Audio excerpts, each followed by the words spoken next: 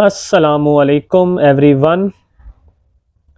जो हमने Punjab provincial corporate के टेस्ट की तैयारी के लिए सीरीज शुरू की हुई है OG3 के लिए, जिसका टेस्ट बेसिकली कंडक्ट करता है IBP institute banker of Pakistan.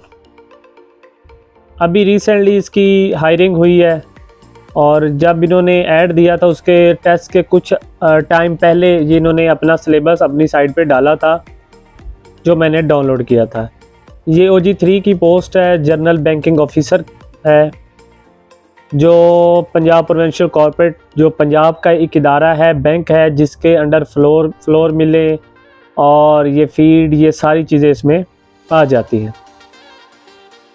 ये किसानों को कर्ज़ा देने वाला एक बैंक है, जिसकी तैयारी हम आज शुरू करेंगे, जिसका सिलेबस हमने अभी आज जो डाउनलोड किया हुआ है उसको डिस्कस करेंगे कि सिलेबस में क्या क्या आता है, क्या चीज़ें हैं, क्या इंपॉर्टेंट है, वो आज हम डिस्कस कर लेंगे। और जैसे जैसे वीडियोस अपलोड होती जाएंगी आप देखते जाएंगे। अभी जो नेक्स्ट फर्दर इसका दूसरा फेज़ आएगा, अभी दोबारा रिक्रूटमेंट होगी, उसमें आपको काफ़ी मदद मिलेगी। और जितना हो सकता है ज़्यादा से ज़्यादा चैनल को सब्सक्राइब करें और लाइक करें। और ये टेस्ट जो कंडक्ट करता है वो है इंस्टीट्यूट बैंकर ऑफ पाकिस्तान।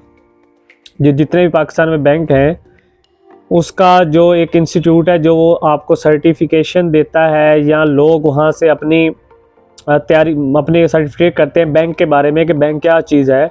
जिस तरह उसके IBP का फेज़ है, जिस स्टेजेस हैं, जिससे लोग 3 स्टेजेस पास करते हैं और उनको एक प्रोफेशनल सर्टिफिकेट मिल जाता है बैंकर का।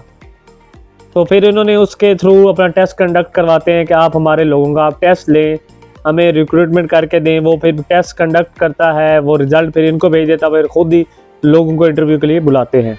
और आज हम इसका देखेंगे कि सिलेबस क्या है, इसमें क्या क्या पोर्शन है, क्या क्या चीज़ें आती हैं, और उसको जितना बेहतर हम कर सके वो हम करें।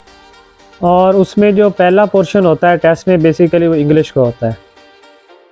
2 पैरे दिए होते हैं, उस पैरे को आपने अच्छी तरह रीड करना है। रीड करने के बाद आपने उसका कंक्लूजन निकालना होता है कि उस पैरे में क्या बताया गया है, उसमें क्या सबक आमोज़ या क्या चीज़ है, उसमें क्या किया जा रहा है, क्या करने की कोशिश की जा रही है, उसमें क्या बताया। बेसिकली वो आपकी अंडरस्टैंडिंग देखते हैं कि आप कितना पिक करते हो चीज़ों को।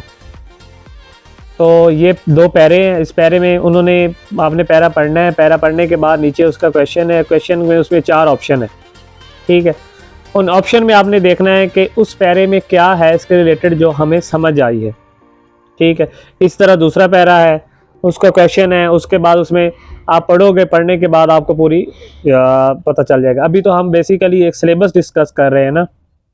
आगे जैसे ही जब सिलेबस डिस्कस कर लेंगे फिर हम एक एक चीज़ को फर्दर मज़ीद डिटेल में पढ़ेंगे, उसकी पूरी तैयारी करेंगे कि आप लोगों को कोई कन्फ्यूजन ना हो। ये पैरे के बाद फिर उसके कुछ क्वेश्चन आते हैं जो सिनोनिम्स होते हैं।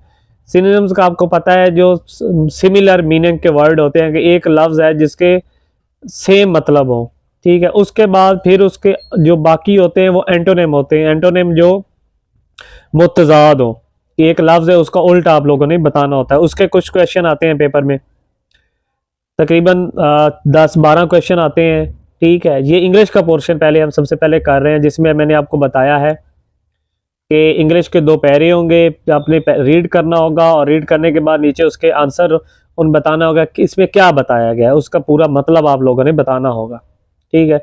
वो आपने आराम, टाइम बहुत होता है पेपर में, कोई मसला नहीं होता, आपने आराम से पढ़ना है। पढ़ने के बाद आपने देखना है कि इस पर क्या बात की गई है। उस बात को आपने नीचे जो दो पैरे हैं उनके 2 अलग अलग क्वेश्चन है, 5-5 नंबर का, ठीक है। उसमें से आपने वो देख के बता देना होता है कि ये इसका है, क्योंकि सारे पेपर MCQs बेस होते हैं और इतना मुश्किल नहीं होता। और उसके बाद एंटोनिम और सिनोनिम होते हैं, जिसमें आपका ये आराम से हो जाता है। ये पोर्शन हम जो हम कर रहे हैं वो इंग्लिश का पोर्शन है। और उसके बाद आगे जो इंग्लिश का पोर्शन है, जिसमें इडियम्स और फ्रेजेस आते हैं, वो एक क्वेश्चन आते हैं तकरीबन 3-4 नंबर के। उसके बाद इंग्लिश में एक पोर्शन वो होता है कि जिसमें आप लोगों को सेंटेंस के बारे में, प्रेपोजिशन, आर्टिकल, उसके बाद डायरेक्ट इनडायरेक्ट, ठीक है, ये चीज़ें आ जाती हैं। पैसिव वाइज, एक्टिव वाइज, ये सारे आ जाते हैं। ये इंग्लिश का पोर्शन अभी तक हम डिस्कस कर रहे हैं। तकरीबन 20-30 नंबर का इंग्लिश आती है, ठीक है। पहले हमने जो देखा जिसमें एक पैरे 2 पैरे आते हैं, उनके आंसर हमने देने होते हैं। अभी हम मतलब कि सिलेबस डिस्कस कर रहे हैं ना, जब हम तैयारी शुरू करेंगे उसमें सारी चीज़ें डिटेल में हम देखेंगे। उसके बाद एंटोनिम, सिनोनिम, उसके बाद इडियम्स आते हैं, ठीक है। उसके बाद सेंटेंस, करेक्ट सेंटेंस हमने लगाना होता है, कौन सी फॉर्म लगेगी, कौन सा सेंटेंस लगेगा, कौन सी फॉर्म लगेगी, कौन सा मतलब कि जो सेंटेंसेस हैं वो क्या एक्टिव वाइज, पैसिव वाइज, ये सारे उसमें आ जाते हैं। उसके आगे जो पोर्शन है वो है एनालिटिकल स्किल्स है, जिसमें क्वेश्चन एनालिटिकल में काफ़ी तरह के आते हैं, जिसमें परसेंटेज वाले आ जाते हैं।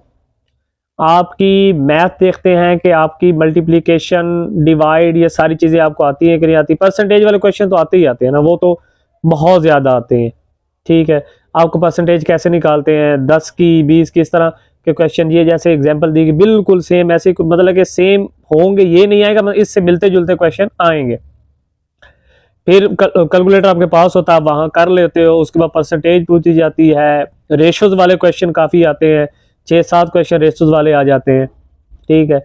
रेशोज के बाद एवरेज वाले आते हैं, सीरीज वाले आते हैं, सीक्वेंस वाले आते हैं, ABC वाले आते हैं, ये सारे क्वेश्चन इसमें आते हैं। ये दूसरा पोर्शन है इसका, एनालिटिकल स्किल्स। एनालिटिकल स्किल्स में आप, जब मैं आपको पूरी वीडियोस बना के हम अपलोड करेंगे तो आपको पता चल जाएगा कि इस तरह क्वेश्चन आते हैं। अभी तो हम सिर्फ सिलेबस डिस्कस कर रहे हैं।